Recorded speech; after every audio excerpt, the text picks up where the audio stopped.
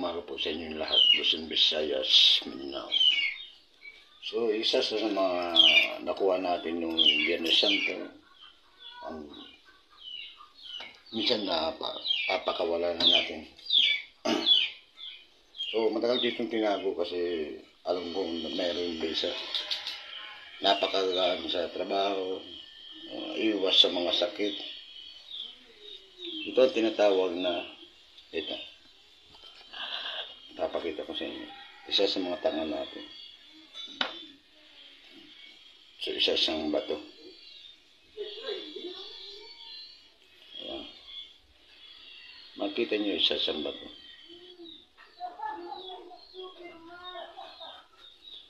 Ito ang tinatawag na batong lutang. Ayan. So, ilalagay natin ito. Ayan. Mga kapakinuin mo, ang tunog, bato talaga. So, ilalagay natin sa tubig. Ayan. So, matagal na ito sa akin.